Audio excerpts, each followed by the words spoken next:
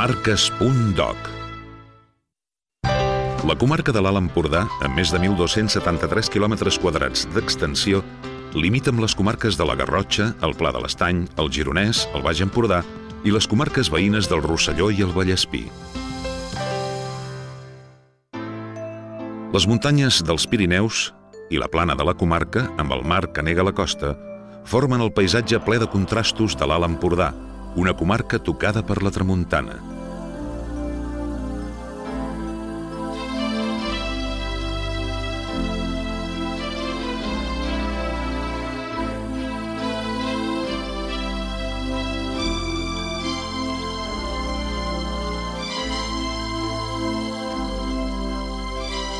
Les empremtes dels grecs i dels romans configuren el passat d'una comarca plena d'història. És una terra d'aigua, de muntanyes, de pobles, d'aromes i de sensacions. A l'Alt Empordà s'hi estén una plana al·luvial formada per la Muga i el Fluvià, que travessen les terres fins a arribar al mar pel Golf de Roses.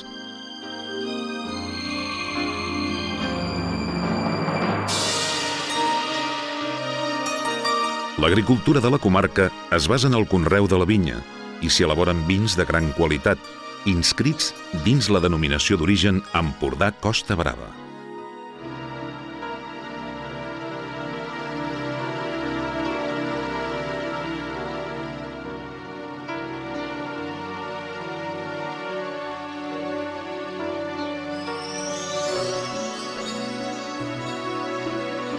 També hem d'esmentar les activitats pesqueres que generació rere generació han anat exercint les famílies dels pobles, com la subhasta de peix tradicional.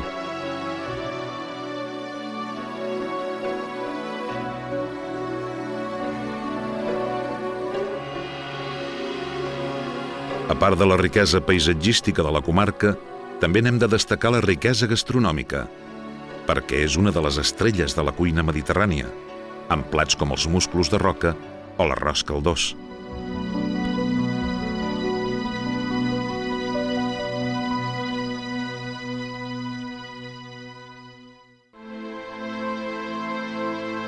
A la dreta del Llobregat d'Empordà hi ha la vila de la Jonquera, que té establiments turístics molt importants. Els dos passos tradicionals per creuar els Pirineus l'han convertit en el típic poble camí.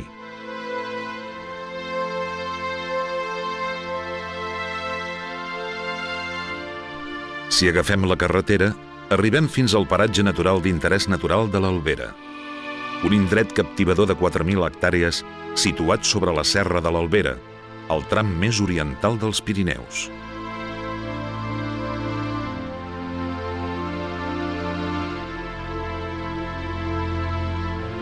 El centre d'informació del paratge natural d'interès natural de l'Albera és a Espolla.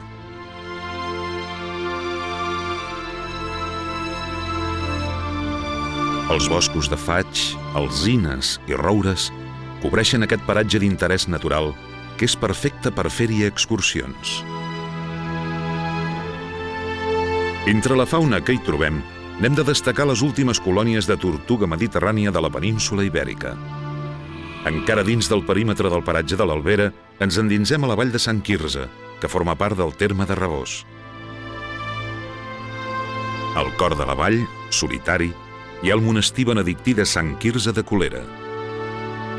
És un important conjunt històric, del qual en destaquem l'església, que està formada per 3 naus i 3 absis, i que té una decoració llombarda. Al costat de l'església hi trobem les restes del claustre i d'altres dependències construïdes en èpoques diferents.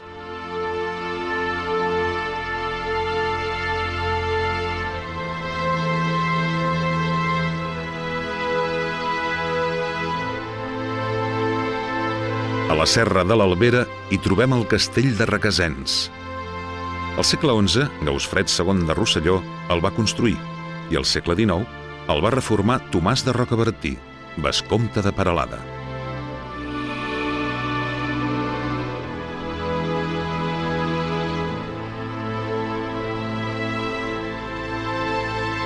El poble de la Vajol limita amb la comarca del Vallespí i s'estén pels últims contraforts de la serra de l'Albera. En el nucli del poble es va erigir un monument en honor a Lluís Companys. Seguint un camí envoltat de prats, ens endinsem al terme municipal de Sant Llorenç de la Muga, que és un indret perfecte per fer-hi excursions i senderisme.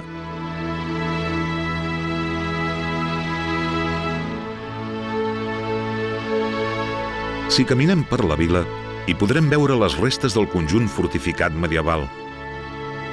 De l'antic recinte fortificat se'n conserven les torres i els portals de baix, de la Muga i de dalt, sense oblidar l'església parroquial.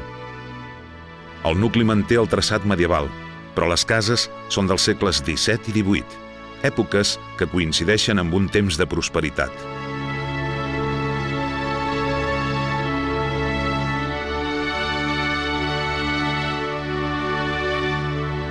Al cor de la vila hi ha la plaça Major.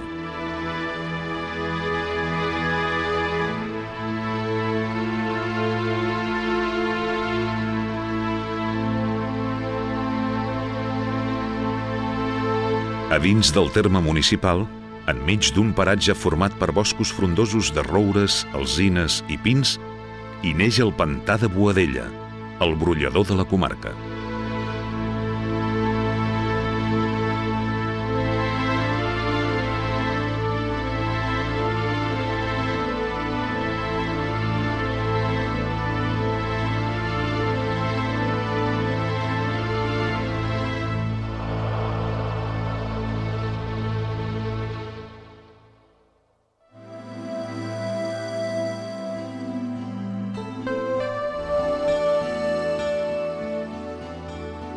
El poble d'Albanyà se situa a l'extrem occidental de la comarca, limitant amb el Vallespí i la Garrotxa.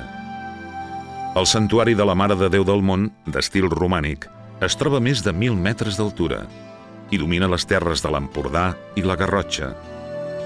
Les vistes que es contemplen des d'aquesta situació privilegiada van inspirar el poeta Jacint Verdaguer a escriure el poema Canigó.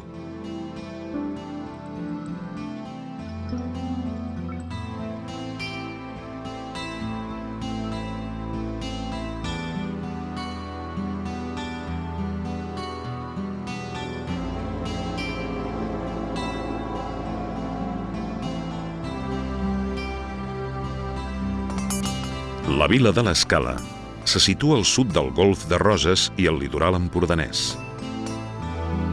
La història d'aquesta vila està lligada al mar i a una tradició pesquera arrelada en moltes famílies de la població.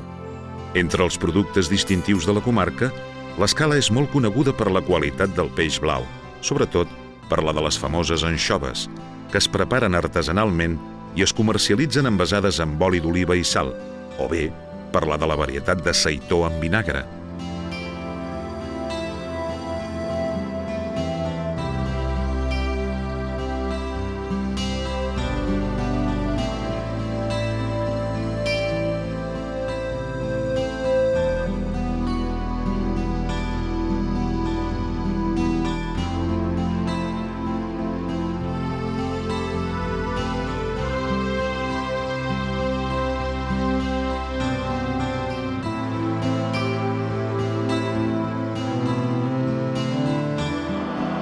Sortint del nucli de la vila, arribem fins a les ruïnes greco-romanes d'Empúries, les més importants del país. Si ens endinsem en les ruïnes de l'antiga Empòrion, passejarem per la història d'aquells homes procedents de Focea, que van arribar a la península Ibèrica per buscar-hi nous centres de relacions comercials. Els romans hi van arribar cap a l'any 218 abans de Crist, amb la intenció de tallar les línies d'aprovisionament dels cartaginesos i hi van instal·lar un campament militar, que es va convertir en la ciutat romana. Si hi fem un tomb, en podrem admirar les vivendes, tant romanes com gregues, els mercats i les botigues. L'antiga Empòrion és una miranda privilegiada sobre el Mediterrani.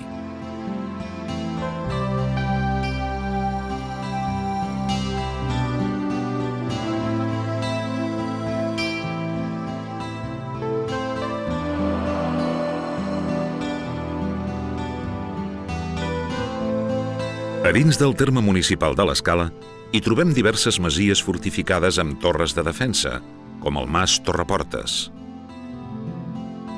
o també el Mas Feliu, que trobem més enllà.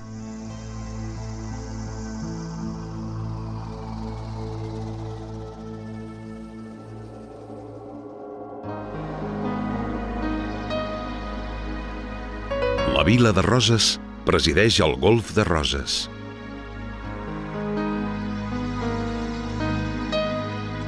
Té una flota pesquera molt important i a les platges i als ports esportius s'hi poden practicar diversos esports nàutics. És una de les viles turístiques més importants de la comarca i per això té una gran infraestructura hotelera, amb unes instal·lacions que permeten passar-hi unes bones vacances i uns dies de descans.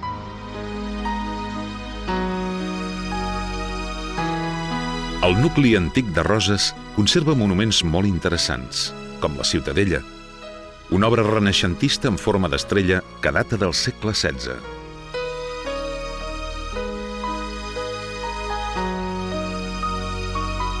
La Porta de Mar, una obra renaixentista notable feta de marbre, dona pas a aquesta fortificació militar.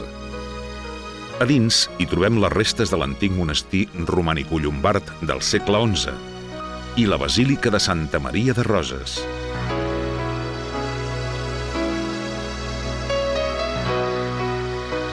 La Ciutadella va estar habitada des del segle V, abans de Crist, fins al segle XIX.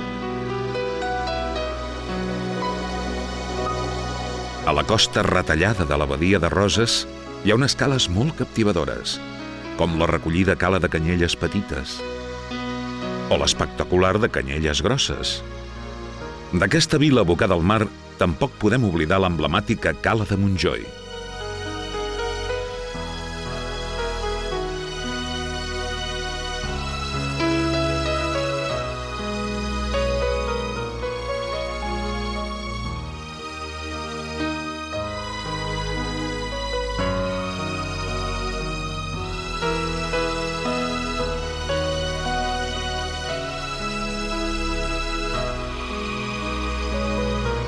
La cultura megalítica també hi va deixar l'empremta amb el dolmen més gran de Catalunya, la Creu d'en Cobertella.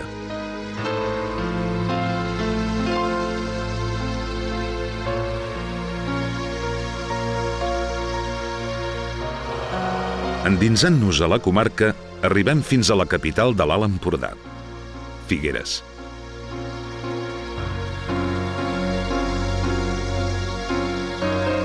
Si volem descobrir l'ambient de la ciutat, hem d'anar a la Rambla, que es va començar a construir l'any 1828, quan Joaquim Caamaño, alcalde i governador militar de Figueres, va ordenar recobrir la riera de Galligants.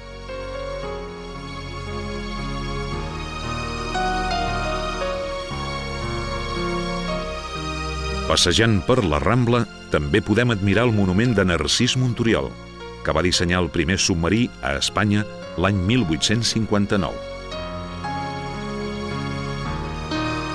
Si anem a Figueres, estem obligats a visitar el Museu Dalí, on s'exposa bona part de l'obra del pintor de l'impressionisme, el futurisme, el cubisme i el surrealisme en un edifici molt singular que expressa l'esperit del genial pintor.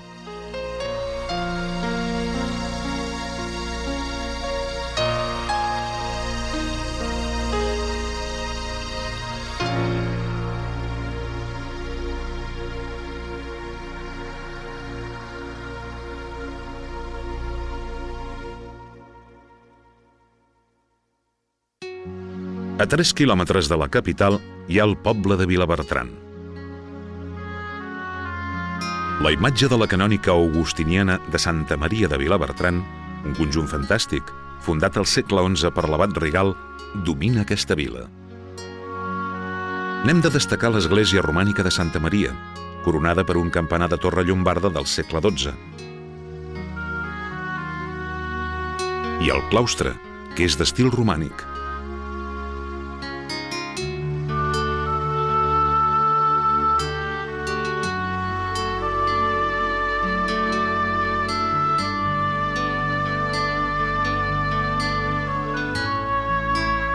A la capella hi ha una creu de plata, una peça romànica d'orfebreria.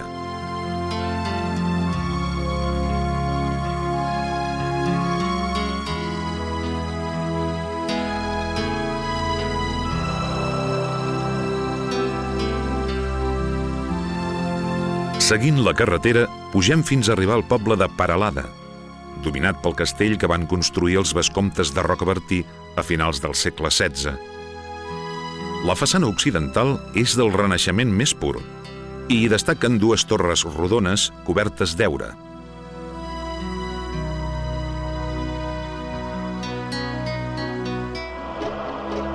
A la comarca de l'Alt Empordà hi ha la segona zona humida més gran de Catalunya després del Delta de l'Ebre, el Parc Natural dels Aiguamolls de l'Empordà, que té una superfície de més de 4.800 hectàrees.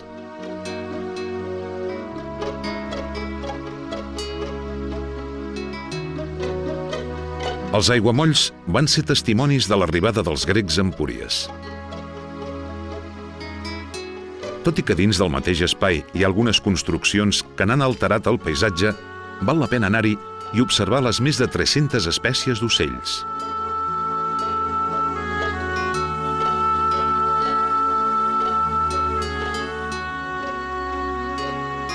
La gran varietat d'animals i el riquíssim conjunt vegetal.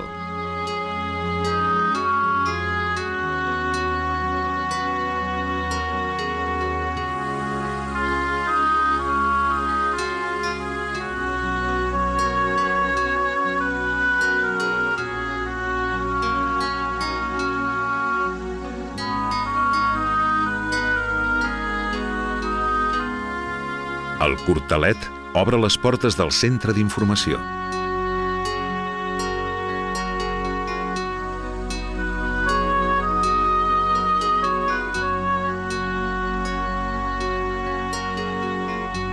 La closa del Puig permet observar la diversitat faunística dels aiguamolls i les nombroses colònies d'ocells aquàtics.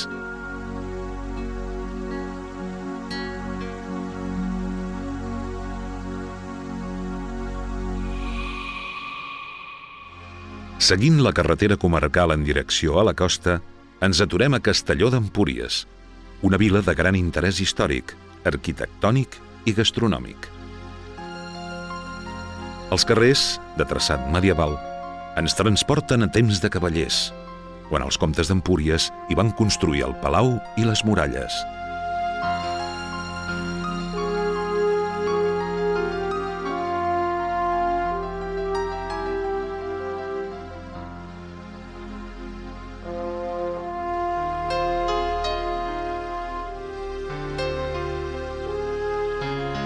L'església gòtica de Santa Maria, la catedral de l'Empordà, ja existia al segle XI i segles després la van reconstruir i en van conservar el campanar romànic.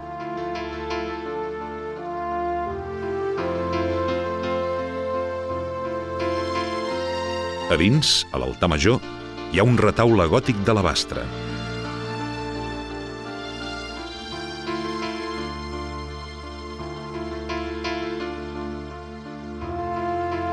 Sobre el curs de la Muga hi ha el Pont Vell, una construcció del segle XIV força deteriorada pel pas dels anys.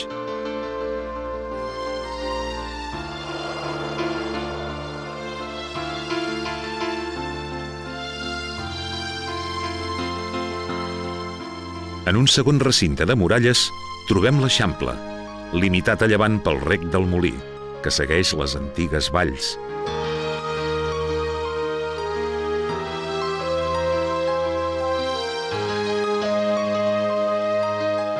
Al voltant de la vila, i construït sobre antigues maresmes, hi ha el nucli d'Empúria Brava, que està ple d'apartaments, botigues i establiments turístics que se situen entre xarxes de canals.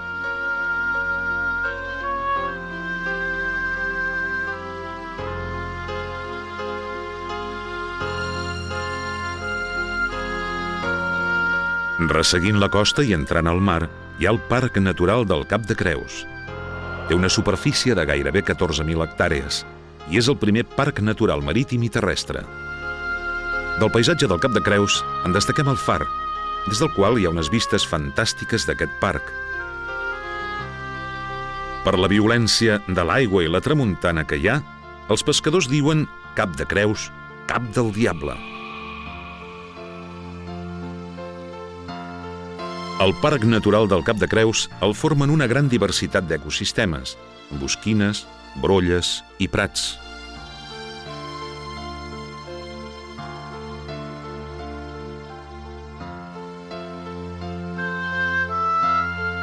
i una gran varietat d'ocells migratoris, plàncton i peixos.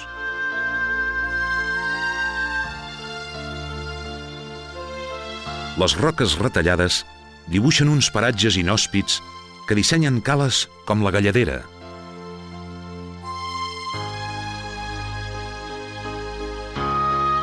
La Cala Colip,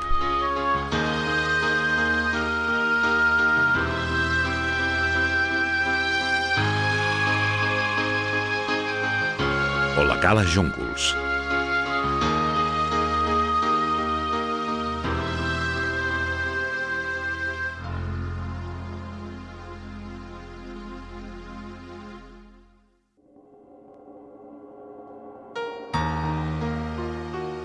A sobre del Cap de Creus hi ha la vila del Port de la Selva. Amb la costa retallada que té, s'ha convertit en un dels paratges més bonics del litoral català. Com a vila de tradició pesquera, la imatge de les barques al moll és emblemàtica.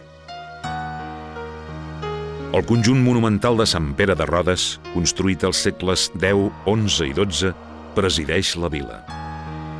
Es caracteritza per les dues torres imponents, el campanar llombard i la torre de defensa.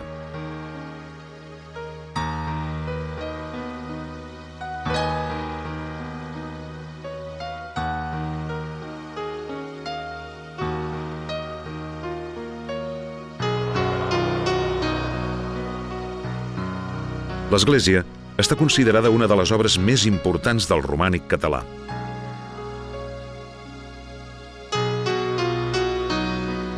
Aquest monestir és el més notable de l'Empordà i un dels més coneguts arreu del país.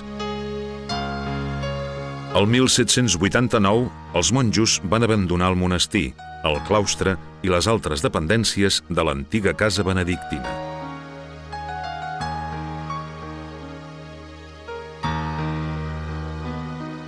Josep Pla va escriure: a Cadaqués tot és gran, espaiós, llarg.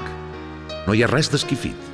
És un camí graciós, curvilini, amb entrants i sortints que segueix la línia que fan la terra i el mar al fons del sac de la badia.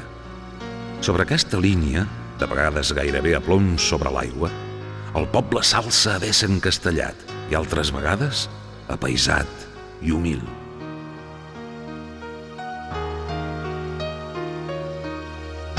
El poble de Cadaqués és un poble pesquer típic, estret i recollit, que va atraure i inspirar grans artistes i escriptors.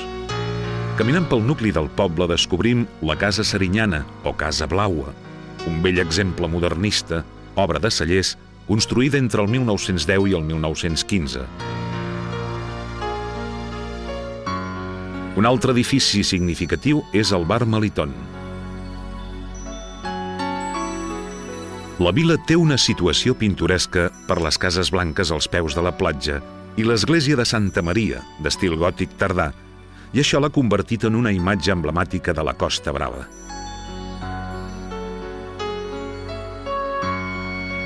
A dins de l'església hi podem visitar el retaule d'estil barroc del segle XVIII.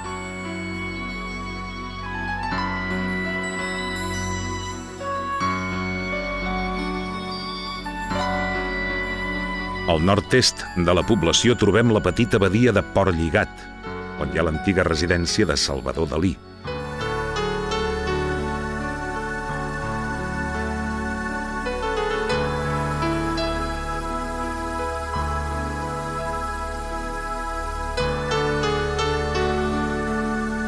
Són un conjunt de barraques de pescadors amb una estructura laberíntica adornades amb bous a la teulada que són un reflex de l'obra de l'artista.